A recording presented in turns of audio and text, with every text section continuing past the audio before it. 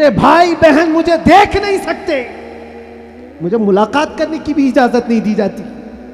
جب اتنے دروازوں کے اندر بند رکھا گیا تھا جہاں چڑیا بھی نہ اڑے، لیکن میں نے یہ محسوس کیا لاکھوں دلوں میں اللہ رب العزت نے محبت ڈال رکھی تھی۔ اس کی وجہ یہ ہے چوری کر کے گیا ہوتا، لوٹ مار کر کے گیا ہوتا تو لوگ یہی کہتے کہ کچرا تھا چلا گیا۔ حضور پاک کی بات کر کے جائے تو مرنے کے بعد بھی اللہ اس کو دلوں کے اندر زندہ رکھتا۔ کہ 8 مہینے دروازوں کے اندر ایسا بند تھا کہ میرے بچے مجھے نہیں دیکھ سکتے تھے، میرے بھائی بہن مجھے دیکھ نہیں سکتے، مجھے ملاقات کرنے کی بھی اجازت نہیں دی جاتی۔ جب اتنے دروازوں کے اندر بند رکھا گیا تھا جہاں چڑیا بھی نہ اڑے، لیکن میں نے یہ محسوس کیا لاکھوں دلوں میں اللہ رب العزت نے محبت ڈال رکھی تھی۔ اس کی وجہ یہ ہے چوری کر کے گیا ہوتا، لوٹ مار کر کے گیا ہوتا تو لوگ یہی کہتے کہ کچرا تھا چلا گیا۔ حضور پاک کی بات کر کے جائے تو مرنے کے بعد بھی اللہ اس کو دلوں کے اندر زندہ رکھتا۔ آج جو یہ پروپیگنڈا پھیلا کر کے سمجھایا جا رہا ہے، اس پروپیگنڈے کو بدل کر کے دکھاؤ کہ نہیں، جھوٹ ہماری خصلت نہیں ہے، بددیانتی ہماری عادت نہیں ہے، بلاتکاری ہم میں سے نہیں ہو سکتے، چور چمار ڈاکو نشہ خوری یہ ہم میں نہیں ہو سکتی۔ یہ ساری خصلتوں کو اپنے معاشرے سے دور کر کے پھر ثابت کر کے بتاؤ کہ حضور پاک کا غلام جدھر سے گزرتا ہے خوشبوئیں پھیلا کر جاتا ہے۔ مجال نہیں ہوتی میرے عزیزوں، مسجد، مدرسہ، مزارات اولیاء، حضور کی ذات، قرآن اور اللہ کی ذات یہ بہت بلند ہے۔ صرف تمہاری داڑھی کی طرف بھی انگلی اٹھانے کی کسی کی ہمت نہ ہوتی اگر تم سچے غلام ہوتے، کیونکہ یہ اللہ کا وعدہ ہے، وَلَا تَهِنُوا وَلَا تَحْزَنُوا وَأَنْتُمُ الْأَعْلَوْنَ إِن كُنتُم مُؤْمِنِينَ۔ تم گھبراؤ مت، پریشان مت ہو، تم سب سے زیادہ بلند رہو گے اگر تم سچے ایمان والے ہو۔ الحمدللہ، الحمدللہ الحنان المنان الذي خلق الإنسان وعلمه البيان، والصلاة والسلام على رسوله سيد الإنس والجان وعلى آله وأصحابه ذوي الخير والإحسان، أما بعد فأعوذ بالله من الشيطان الرجيم، بسم الله الرحمن الرحيم۔ هو الذي أرسل رسوله بالهدى ودين الحق ليظهره على الدين كله، صدق الله مولانا العظيم۔ بارگاہ رسالت معاب صلی اللہ علیہ وسلم میں درود پاک کا ہدیہ پیش کریں۔ اللہم صلی علی سیدنا و مولانا محمد معدن الجود والکرم وآلہ واصحابہ الکرام وابنہ الکریم وبارک وسلم صلاة دائمة سرمدا ابدا۔ پھونکوں سے یہ چراغ بجھایا نہ جائے گا،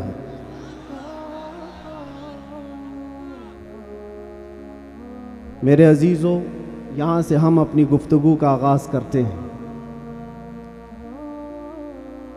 آپ کے ہاں اتنا بڑا مجمع جو بیٹھا ہوا ہے، میں محسوس کرتا ہوں کہ علم کا ایک قلعہ آپ کے پاس موجود ہے، علماء کا ایک ذخیرہ موجود ہے، اور بہترین بولنے والے علماء ہیں۔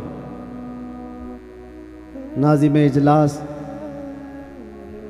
مجھ سے پیشتر جس طرح سے انہوں نے مدرسے کا تعارف کرایا ہے، اللہ تعالیٰ اس مدرسے کو ہمیشہ شاد و آباد رکھے، مرکز اہل سنت و جماعت، مرکز عشق رسول بنائے۔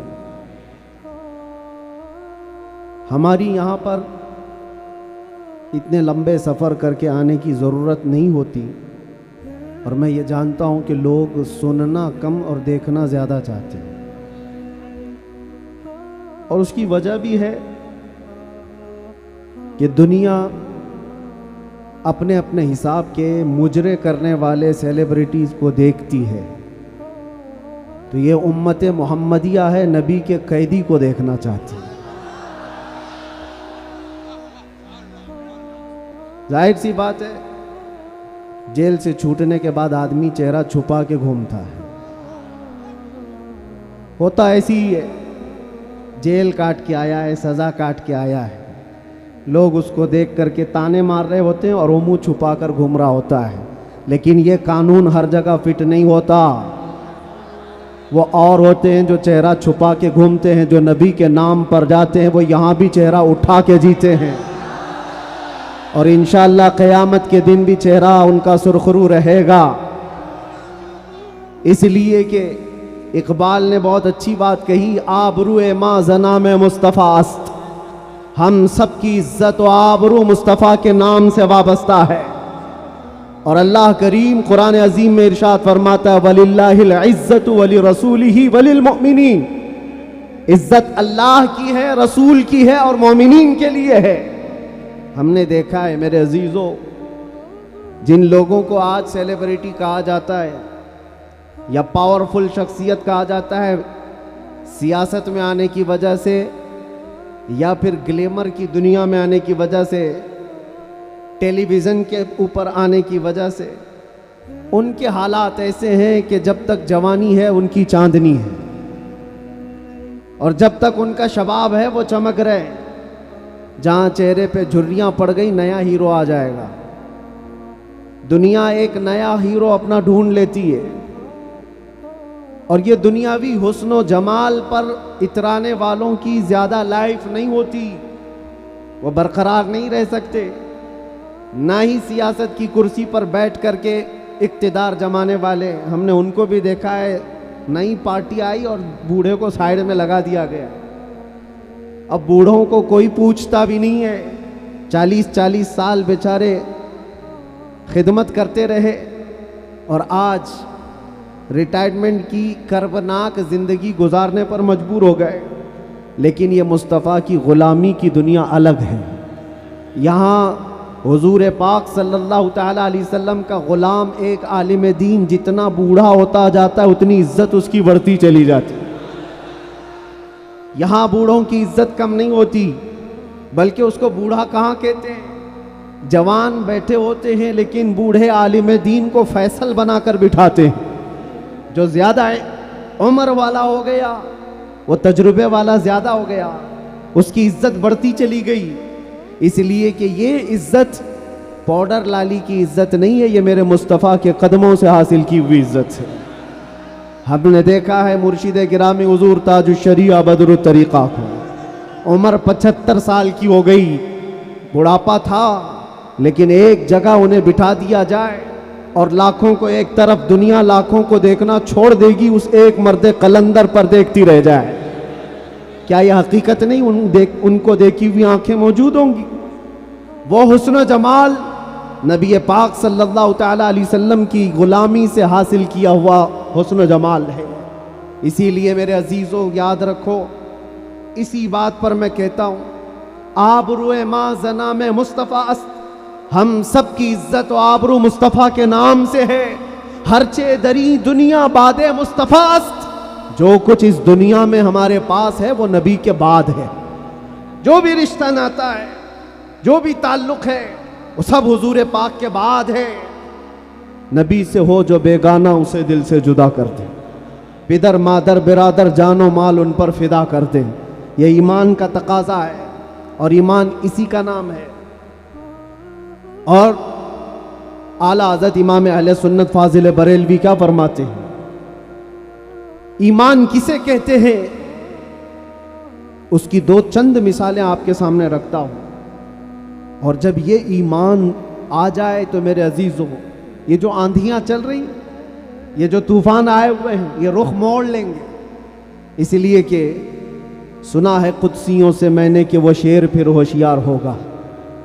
اقبال نے کہا تھا، نکل کر کے صحرا سے جس نے الٹ دیا تھا تخت روما کو، سنا ہے قدسیوں سے میں نے کہ وہ شیر پھر ہوشیار ہوگا۔ وہ مکہ کے رہنے والے، مدینہ طیبہ کی چٹائیوں پر بیٹھنے والے، ایک کھجور پر پورا دن اکتفا کرنے والے، پیوند لگے کپڑے پہننے والے، وہ رسول پاک کے غلام، لیکن نکلے تھے مکہ سے پیوند لگے کپڑے بغیر چپل کے، اس وقت کی 2 سپر پاور طاقتوں کو گھٹنے ٹیکنے پر مجبور کر دیا تھا۔ تخت روما کو الٹ دیا تھا، رومن ایمپائر اور پرشین ایمپائر، جن کو قیصر و کسریٰ کہا جاتا ہے، دونوں کو جھکنے پر مجبور کر دیا تھا۔ تاریخ کی یہ سچائیاں بتاتی ہیں۔ کون لوگ تھے وہ؟ خالد بن ولید، سیف اللہ المسلول، 4 لاکھ صلیبیوں کے سامنے مقابلے کے لیے کھڑے تھے۔ تو صلیبیوں کے بادشاہ نے کہا تھا کہ یہ عرب کے بدو یا عرب کے دیہاتی لوگ ہم سے لڑنے آئے، جو رومن ایمپائر کے فوجی ہیں، اسلحے سے لیس ہیں، طاقت سے بھرپور ہیں۔ تو خالد بن ولید نے کیا کہا تھا جانتے ہو؟ آپ نے کہا تھا، رومیو، جس طرح تمہارے فوجی شراب پسند کرتے ہیں، ہم وہ فوج لے کر کے آئے ہیں، تمہاری شراب سے زیادہ ہم شہادت پسند کرتے ہیں۔ یہ وہ لوگ ہیں جو شہادت کے لیے جیتے ہیں۔ عزیزان گرامی وقار، وہ ایمان کامل جب آ جائے تو پھر یہ طوفان اور یہ آندھیاں اپنا رخ موڑ لیں گی۔ آج وجہ یہی ہے، ان سے پھرے جہاں پھرا پھرائی کمی وقار، ان کے جو ہم غلام تھے خلق کے پیشوا رہے۔ حضور پاک صلی اللہ تعالی علیہ وسلم کی غلامی سے جہاں کہیں تم منہ پھیرو گے، تھوڑا سا بھی ہٹو گے، عزت نکال لی جائے گی، عزت ختم کر دی جائے گی۔ تمہیں جو مرتبہ ملا ہے وہ خیر امت ہونے کا، وہ حضور کی غلامی کی وجہ سے ملا ہے۔ عمر ابن خطاب رضی اللہ تعالیٰ عنہ 36 لاکھ اسکوائر کلومیٹر پر حکومت کرتے تھے۔ تب آپ نے یہ نہیں کہا خطاب کا بیٹا عمر اتنے بڑے خطے پر نگران حکومت کر رہا ہے، بلکہ آپ نے کہا تھا ہمیں آج جو عزت ملی ہے وہ حضور کی غلامی کی وجہ سے ملی۔ وہ فخر یہ کرتے تھے۔ خالد بن ولید 125 جنگوں میں گئے، ہر جگہ فتح یابی، ہر جگہ فتح۔ کبھی خالد بن ولید نے یہ نہیں کہا میرے بازوؤں میں وہ طاقت ہے کہ میں ہر پہلوان کو زیر کر دیتا ہوں، جس جنگ میں جاتا ہوں فتح کے جھنڈے گاڑ دیتا ہوں۔ نہیں، خالد بن ولید کا ایمان تو یہ تھا کہ ان کے سر پر ایک ٹوپی تھی جس میں حضور کے 3 موئے مبارکہ تھے۔ وہ فتح کا صحرا انہی موئے مبارک کو دیتے اور کہتے یہ نسبت میرے ساتھ ہے، اس لیے اللہ مجھے ہر جگہ فتح عطا کرتا ہے۔ انہیں جو عزتیں ملی تھی دنیا میں، جو اقتدار ملا تھا، وہ حضور کی غلامی کی بنیاد پر، اور آج ہمارے پاس جو عزت ہے وہ حضور کی غلامی کی وجہ سے۔ نبی پاک صلی اللہ تعالی علیہ وسلم کی بات کرتے رہو۔ ایک جملہ میں اکثر کہا کرتا ہوں، ان کی بات کرو ہر دل پہ راج کرو، ان کی بات کرو ہر دل پہ راج کرو۔ دیکھنا آپ جو اس مذہب میں اس طریقے پر جتنا بڑھتا جاتا ہے اللہ اس کی عزت میں اضافہ کرتا ہے۔ تم اگر 70 دروازوں میں بند ہو کر کے بھی بیٹھے رہو، اللہ تمہاری محبت خلق کی دلوں کے اندر ڈالتا۔ ہم نے ایسے ایسے علاقوں کا سفر کیا جس کا نام میں نے زندگی میں کبھی سنا ہی نہیں، گاؤں ہے، دیہات ہے۔ راجستھان کے علاقے سے کچھ حضرات آئے تھے، نہایت غریب علاقے کے لوگ، اور مجھ سے بعد رمضان آ کر ایک مفتی صاحب تھے، اس کے نمائندے تھے، انہوں نے کہا ہمارے قافلے میں یا جس جگہ سے میں نمائندہ بن کر کے آیا ہوں وہاں کے لوگوں میں غریب لوگ ہیں، 3 مہینے تک انہوں نے صرف آپ کے لیے روزے رکھے، مطلب اللہ رب العزت کے لیے، کہ آپ جب اندر تھے ان روزوں کے ذریعے سے اللہ تبارک و تعالی رحم فرمائے۔ یہ باتیں میں نے ایک جگہ سے نہیں، دنیا کے کتنے خطوں سے سنا۔ ہر جگہ سے لوگ یہ جو دعاؤں کا سلسلہ رکھے ہوئے تھے، کس نے ان کو دعاؤں کے لیے آمادہ کیا تھا؟ کون ہے؟ یہ ساری خلقت مجھے پہچاننے والی کیسے بن گئی؟ ان کے دلوں کے اندر کون ڈالا کہ 8 مہینے دروازوں کے اندر ایسا بند تھا کہ میرے بچے مجھے نہیں دیکھ سکتے تھے، میرے بھائی بہن مجھے دیکھ نہیں سکتے، مجھے ملاقات کرنے کی بھی اجازت نہیں دی جاتی۔ جب اتنے دروازوں کے اندر بند رکھا گیا تھا جہاں چڑیا بھی نہ اڑے، لیکن میں نے یہ محسوس کیا لاکھوں کیوں دلوں میں اللہ رب العزت نے محبت ڈال رکھی تھی؟ اس کی وجہ یہ ہے، چوری کر کے گیا ہوتا، لوٹ مار کر کے گیا ہوتا تو لوگ یہی کہتے کہ کچرا تھا چلا گیا۔ حضور پاک کی بات کر کے جائے تو مرنے کے بعد بھی اللہ اس کو دلوں کے اندر زندہ رکھتا۔ یہ تو قید خانے کے اندر گیا جہاں سے آنے کی امید ہوتی ہے، قبر کے اندر بھی جائے تو اللہ تعالیٰ اس کا نام زندہ رکھتا ہے۔ اسی لیے میرے عزیزوں، ایک نقطے کو سمجھ جاؤ، حضور پاک صلی اللہ تعالیٰ علیہ وسلم کی محبت اور ان کی غلامی یہ اصل ایمان ہے، اور یہ ایمان جس وقت آ جائے بڑے بڑے طوفانوں کا وہ مقابلہ کر سکتا ہے۔ آج پوری دنیا کے مشاہدے سے یہ پتہ چلتا ہے، ہنگامے اتنے ہو چکے، اتنے خطرناک طریقے سے امت کو لرزا دیا گیا ہے، لیکن اس امت کا حال یہ ہے کہ یہ خواب گراں میں ہے، یہ ایک لمبی نیند میں ہے۔ ہمارے نوجوان، وہ بچے جن کو میں آج بھی نشے کے اڈوں پر دیکھتا ہوں تو دل روتا ہے۔ جیل کے قیدیوں میں اکثر وہ لوگ تھے جو نشہ کرتے تھے یا بیچتے تھے، پکڑے گئے اور اندر آئے۔ نام کتنے اچھے ہیں تمہارے اور کام کس طرح کے ہیں۔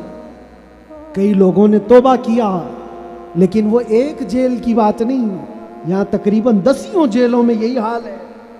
اے نوجوانوں، یاد رکھو ایک بات، اگر حضور سے محبت کرتے ہو تو ہر جمعرات کو تمہارے اعمال فرشتے حضور کی بارگاہ میں لے جاتے ہیں۔ ہر جمعرات کو فرشتے تمہارے نام کے ساتھ حضور کی بارگاہ میں پیش کرتے ہیں، فلاں بن فلاں نے ہفتے بھر یہ کام کیے۔ حضور پاک صلی اللہ علیہ وسلم فرماتے ہیں، میں اپنے ہر امتی کو اس کے باپ کے نام سے پہچانتا ہوں، ہر امتی کو پہچانتا ہوں۔ جب اس کے برے اعمال مجھ تک پہنچائے جاتے ہیں تو مجھے غم ہوتا ہے، میں استغفار کرتا ہوں اللہ کی بارگاہ میں، اور جب اچھے اعمال پیش کیے جاتے ہیں تو اللہ کی بارگاہ میں شکر بجا لاتا ہوں۔ تھوڑا اپنی زندگی کے اوپر نظر ڈال کر دیکھو، کتنے ہفتے ایسے گزر گئے ہوں گے کہ جب ہمارے برے اعمال حضور کی بارگاہ میں پیش کیے جا رہے ہیں۔ کیا یہ اب بھی بدلنے کا وقت نہیں ہے نوجوانوں؟ دنیا یہ چاہتی ہے کہ تم نشے کے اڈوں میں کھوئے رہو۔ کچھ علاقوں میں ایسے بھی میں نے دیکھے ہیں جہاں بڑے بڑے لوگوں کا انہیں سپورٹ ہے کہ کرو تم نشہ، بیچو تم نشہ، تمہاری نسلیں برباد ہو جائیں، تمہارا علاقہ برباد ہو جائے۔ آج سے صرف 70 سال پہلے کی بات ہے، ہمارے اس ملک میں ایجوکیشن لیول اس وقت بھی مسلمانوں کا سب سے اوپر تھا، اور آج آپ بخوبی دیکھ سکتے ہیں کس طرح سے ہمیں پکارا جا رہا ہے، کیسے ہمیں تانے دے کے سارے ڈیبیٹ کیے جا رہے ہیں۔ کہاں کہاں تمہیں پنچر مین کہا جاتا ہے۔ کیوں؟ یہ وہ قوم ہے جو پوری دنیا کو علم سکھانے آئی ہے، خیر امت تم تھے، ان سے پھرے جہاں پھرا پھر آئی کمی وقار۔ آپ کو ایک بات میں بتاؤں، یہ رونا کب تک روتے رہو گے؟ یہ ہماری جائیدادیں لوٹ رہے ہیں، یہ ہمارے وقف کی املاک کو ہڑپ کرنے جا رہے ہیں۔ دین پر، قرآن پر، اسلام پر، حضور کی ذات پر، ہر چیز پر نشانے اور ہر چیز پر انگلیاں اٹھائی جا رہی۔ تم کب تک احتجاج کرتے رہو گے؟ کب تک سڑکوں پر آؤ گے؟ کب تک اپنی آوازیں اٹھا کر کے پوچھتے رہو گے؟ کیا تمہارا کام صرف اتنا ہی رہ گیا؟ ایک بات یاد رکھو، جو ڈاکو ہوتا ہے اس کا کام ہی ہے لوٹنا۔ آج وہ کیا لوٹ رہے ہیں، کس پر ڈاکہ ڈال رہے ہیں، میں اس کی بات نہیں کرتا۔ مجھے رہزنوں سے غرض نہیں، تیری رہبری کا سوال ہے۔ تم امت مصطفیٰ ہو، تم کن کاموں میں مصروف ہو، یہ دیکھنے کی بات ہے۔ مجال نہیں ہوتی میرے عزیزوں، مسجد، مدرسہ، مزارات اولیاء، حضور کی ذات، قرآن اور اللہ کی ذات یہ بہت بلند ہے۔ صرف تمہاری داڑھی کی طرف بھی انگلی اٹھانے کی کسی کی ہمت نہ ہوتی اگر تم سچے غلام ہوتے، کیونکہ یہ اللہ کا وعدہ ہے، وَلَا تَهِنُوا وَلَا تَحْزَنُوا وَأَنْتُمُ الْأَعْلَوْنَ إِن كُنتُم مُؤْمِنِينَ۔ تم گھبراؤ مت، پریشان مت ہو، تم سب سے زیادہ بلند رہو گے اگر تم سچے ایمان والے ہو۔ اور ایمان کسے کہتے؟ ایمان کسے کہتے؟ لا یؤمن احدکم حتی اکون احب الیہ من والدہ وولدہ والناس اجمعین۔ یہ میرے آقا صلی اللہ علیہ وسلم فرماتے ہیں تم میں سے اس وقت تک کوئی پورا مومن نہیں ہو سکتا جب تک کہ ساری دنیا تمہارے مال، اولاد، ماں باپ سب سے زیادہ مجھ سے محبت نہ کرے۔ اور ابھی میں سوال کرتا ہوں، سارے ہاتھ بھی اٹھا دیں گے، بہت سارے کھڑے بھی ہو جائیں گے، جوش میں بھی آ جائیں گے۔ صرف اگر میں اتنا پوچھوں کیا آپ اپنے نبی پاک صلی اللہ علیہ وسلم سے اپنی جان سے زیادہ محبت کرتے ہیں؟ میں ہاتھ اٹھانے نہیں کہہ رہا ہوں، سب تو کہتے۔ یہ سوال ایسا ہے، حضرت ابوبکر شبلی کہتے اسی سوال سے میں ڈرتا ہوں ہمیشہ کہ اگر کوئی پوچھ لے مجھ سے کیا تو حضور پاک صلی اللہ علیہ وسلم سے اپنی جان سے زیادہ محبت کرتا ہے، اس سوال سے تو میں ڈرتا ہوں۔ پوچھا گیا کیوں؟ کہا اس سوال کے جواب میں اگر نہ کہہ دیا تو ایمان ہی چلا گیا، وہ آدمی کا ایمان ہی ختم ہو گیا، اور اگر ہاں کہتا ہوں تو میرے اعمال مجھ کو کوستے ہیں۔ کہاں تو جان سے زیادہ محبت کی بات کر رہا ہے اور کہاں تیرے عمل جس سے محبت کی جاتی ہے۔ تقاضا یہ ہے اپنا ہر عمل اپنے محبوب کے عمل کے مطابق ہونا چاہیے۔ اور حضور اکرم صلی اللہ علیہ وسلم نے یہ بھی فرمایا لا یؤمن احدکم حتی یکون ہواہ تبعا لما جئت بہ۔ تم میں سے اس وقت تک کوئی مکمل مومن نہیں ہو سکتا جب تک وہ اپنی خواہشات کو میری مرضی کے مطابق نہ بنا دے۔ تمہاری اپنی خواہشات جو تم کہتے ہو نا یہ ہماری لائف ہے، ہمیں انجوائے کرنے دو، ہماری لائف ہے ہمیں جینے دو۔ کسی جوان کو پکڑ کر کے کہو مولانا صاحب ابھی تو ہماری 20-25 سال کی عمر ہے، جینے دو، عیش کرنے دو۔ اے نوجوان تجھے پتہ ہی نہیں یہ تیری زندگی نہیں ہے، یہ تیری لائف نہیں ہے۔ زندگی یہ نہیں کسی کی کسی کے لیے، زندگی ہے نبی کی۔ نہ سمجھ مرتے ہیں زندگی کے لیے، جینا مرنا ہے سب کچھ نبی کے لیے۔ ہماری اپنی زندگی کا ہے، جو ملی ہے زندگی یہ حضور کے لیے ملی ہے، یہ امانت ہے۔ ابھی آپ نہیں سن رہے تھے امام اہل سنت فاضل بریلوی نے کیا فرمایا؟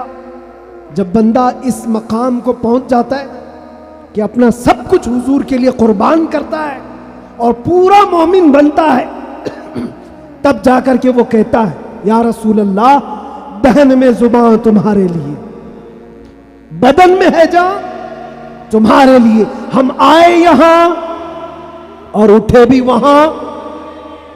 یہ کب کہتا ہے بندہ؟ جب اس کا ایمان مکمل ہو جائے، میرا اپنا کچھ نہیں ہے، جو کچھ ہے وہ حضور کا ہے۔ دہن میں زبان تمہارے لیے، بدن میں ہے جان تمہارے لیے، ہم آئے یہاں تمہارے لیے، اٹھے بھی وہاں تمہارے لیے۔ یہ صحابہ کا مسلک تھا میرے عزیز، انہوں نے اپنے سارے رشتے حضور پاک کی مرضی پر لا کر ختم کر دیے تھے۔ سارے رشتے اگر حضور سے جدا ہیں تو ان کا کوئی رشتہ نہیں تھا، کوئی رشتہ نہیں تھا۔ آج ہمیں اس ایمان کو زندہ کرنا ہے۔ یہ عہد کر کے جاؤ، بڑے بڑے نعرے لگا کر، بڑے بڑے جلسے کر کے، جلوس کر کے، یا سڑکوں پر آ کر کے اگر تم یہ سوچتے ہو شکتی پردرشن سے بہت کچھ ہو جائے گا، دنیا جھکتی نہیں ہے، انسانوں کے ریلے سے نہیں ڈرایا جا سکتا۔ ہم نے دیکھا ہے انسانوں کے ریلے سے دنیا نہیں ڈرتی، پاؤں سے معذور لنگڑا بھی ہو لیکن اگر ویل چیئر پر بیٹھ کر لبیک پکارے پورا یورپ ہلنے لگتا ہے۔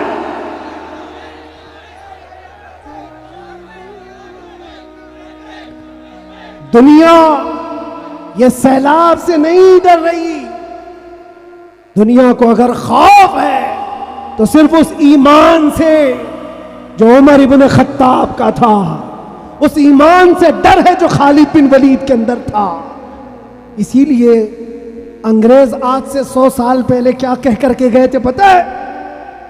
ہمارے بارے میں یہ کہہ کر کے گئے تھے، یہ فاقہ کش موت سے ڈرتا نہیں، ذرا روح محمدی اس کے بدن سے نکال دو.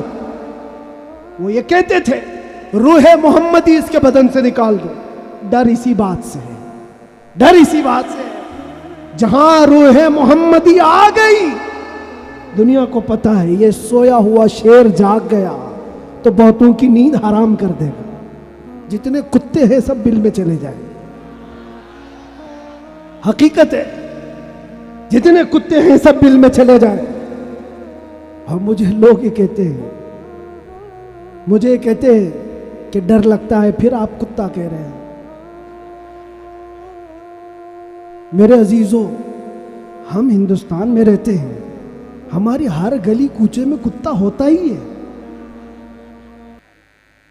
مجھ سے باضابطہ طریقے سے سوال جواب کر رہے تھے، آپ تقریر میں اس طرح سے کہہ رہے ہو، کتا کہہ رہے ہو، کتا کہہ رہے ہو. میں نے کہا کس کو کہہ رہے ہو؟ میں نے کہا کتے کو کتا کہا. کس کو کہا جائے گا؟ ہم کتے کو کتا نہ کہیں تو آپ بولے ٹامی بولے. عزیزان گرامی وقار، مجھے اس سے لینا دینا نہیں ہے. بات یہ ہے کتے کیوں بھونک رہے ہیں اس سے کیا غرض، شیر کیوں سویا ہے اس سے غرض ہے. شیر کیوں سویا ہے اس سے مجھے غرض ہے. نبی پاک صلی اللہ تعالیٰ علیہ وسلم کی امت بزدل تو نہیں ہو سکتی، بزدل نہیں ہو سکتی. ہم کفن بردوش ہیں. ہم دنیا میں آئے اللہ اکبر سن کر کے آئے، اور جائیں گے تو اللہ اکبر سن کر جائیں گے. ہے یا نہیں؟ پیدا ہوئے تھے تو کانوں میں کیا سن گے؟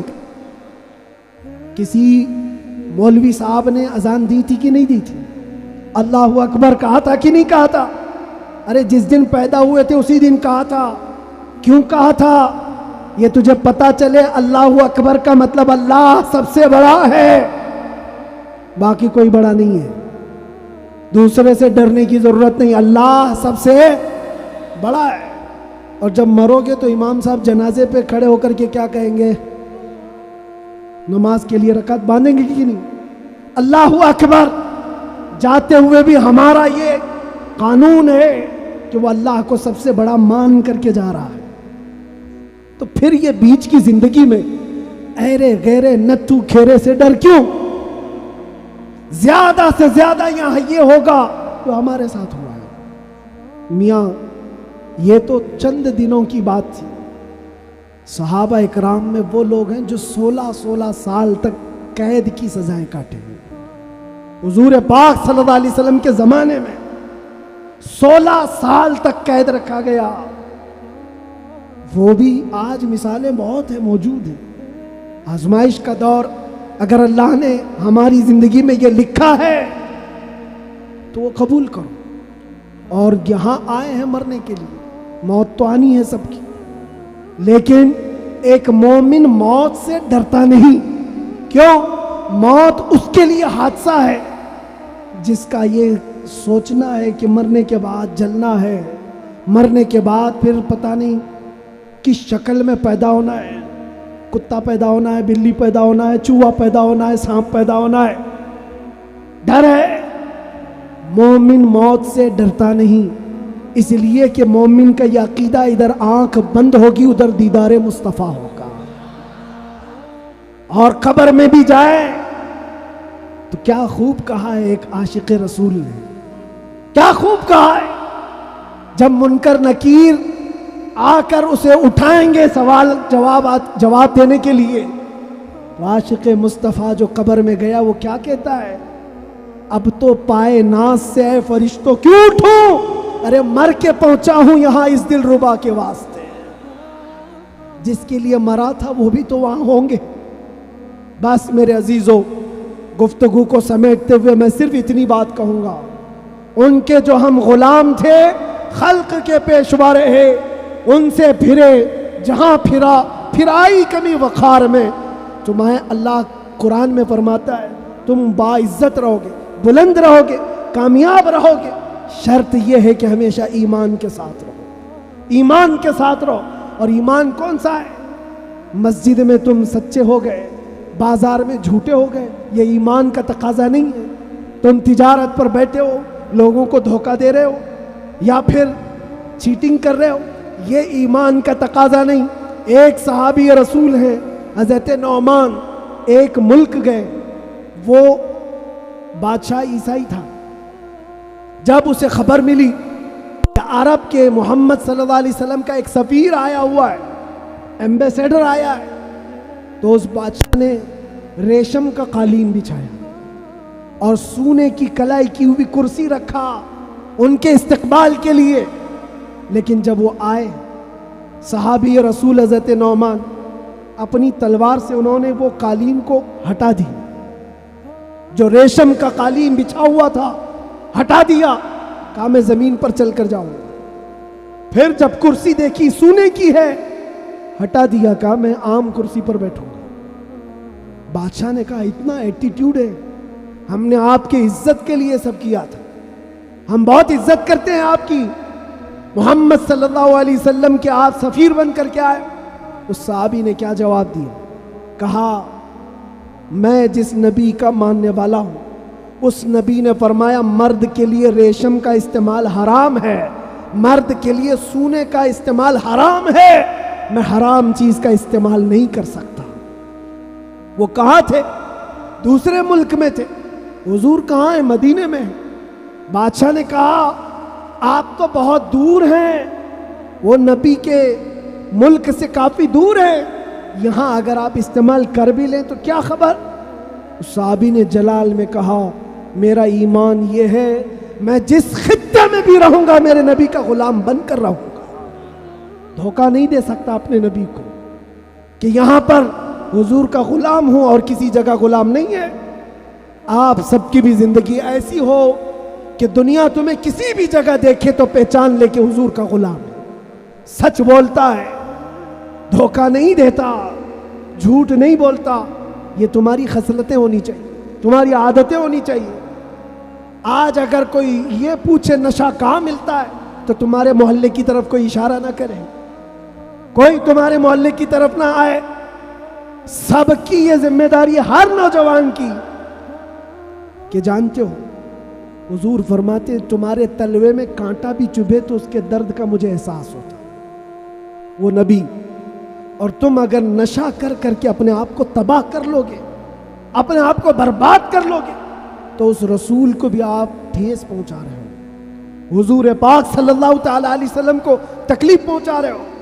بدلو اپنی اس زندگی کو، اور میرا میسج یہی ہے، اٹھو وہ گر نہ حشر نہ ہوگا پھر کبھی، دوڑو کے زمانہ چھال اپنی چل گیا، قوت عشق سے ہر پست کو بالا کر دو، دہر میں نام محمد سے اجالا کر دو، دہر میں نام محمد سے اجالا کر دو۔ اور یہ جو رونا ہے ہمارا، یہ سارے مسئلوں کا حل کیا ہوگا، ہمارا فیوچر کیا ہوگا، ہمارا مستقبل کیا ہوگا؟ ارے اللہ کریم قرآن میں فرمایا ہے، جس سے میں اپنی گفتگو کا آغاز کیا تھا، پھونکوں سے یہ چراغ بجھایا نہ جائے گا، یہ دین اسلام تمہارے اور ہمارے باپ سے چلایا نہیں جائے گا، یہ اللہ کریم کا نظام ہے۔ چنگیز بھی آئے، ہلاکو بھی آئے، بڑے بڑے آئے، سڑے سڑے آئے، اس درخت کو ہلانے کی کوشش کرتے رہے، اور نام و نمود بھی ختم، نام و نمائش بھی ختم، سب چلے گئے، باقی مگر اب تک نام و نشاں ہمارا، یونان و مصر و روما سب مٹ گئے جہاں سے، باقی مگر ہے اب تک نام و نشاں ہمارا۔ اقبال نے یہ سچ کہا تھا، توحید کی امانت سینوں میں ہے ہمارے، آسان نہیں مٹانا نام و نشاں ہمارا۔ اس بات کو یاد رکھو، تمہارے مٹ جانے سے، میرے قتل ہو جانے سے اسلام نہیں مٹتا، اسلام ختم نہیں ہوتا۔ اندھے لوگ اگر یہ سوچ کر کے بم برسا رہے ہو، قتل عام کر رہے ہو، تو انہیں کان کھول کر سوچ لینا چاہیے، کربلا کی دھرتی پر امام حسین کے پورے خاندان کو قتل کر دیا گیا، اس وقت جب اسلام نہیں رکا تھا، تو اس سیلاب سے کبھی اسلام نہیں رکنے والا، یہ صبح قیامت تک چمکتا دمکتا رہے گا۔ اللہ فرماتا ہے وَلَوْ كَرِهَ الْكَافِرُونَ، اگرچہ کافروں کو اچھا نہ لگے، اللہ تعالیٰ اس دین کو غالب رکھے گا۔ آپ بدلو اپنی زندگی کو, سچے مسلمان بنو, سچے اسلام کی پیروی کرو, تاکہ دنیا کو آج جو یہ پروپیگنڈا پھیلا کر کے سمجھایا جا رہا ہے, اس پروپیگنڈے کو بدل کر کے دکھاؤ کہ نہیں, جھوٹ ہماری خصلت نہیں ہے, بددیانتی ہماری عادت نہیں ہے, بلاتکاری ہم میں سے نہیں ہو سکتے, چور چمار ڈاکو نشہ خوری یہ ہم میں نہیں ہو سکتی. یہ ساری خصلتوں کو اپنے معاشرے سے دور کر کے پھر ثابت کر کے بتاؤ کہ حضور پاک کا غلام جدھر سے گزرتا ہے خوشبوئیں پھیلا کر جاتا ہے. اور عزت پھر تم دیکھو گے میرے عزیزوں, عزت فوج جمع کرنے کا نام طاقت نہیں ہے, ایمان کی قوت بڑھانے کا نام اصل طاقت ہے. یہ طاقت واپس آ جائے انشاءاللہ العزیز. ایک جملہ کہتا ہوں, سنو, کان کھول کر سنو, بہت اچھی بات ہے. یہ میری پوری تقریر کا خلاصہ, لب لباب, حاصل کلام. کیا کیا چیزیں تمہیں چاہیے, کیا کیا چیزیں چاہیے؟ تخت چاہیے, سیاست چاہیے, قیادت چاہیے, حکومت چاہیے, ایجوکیشن میں مہارت چاہیے, بڑی کامیابی چاہیے. کیا کیا چاہیے؟ زمین چاہیے, جائیداد چاہیے, اوپر تک اڑنا آنا چاہیے, کیا کیا چاہیے؟ سب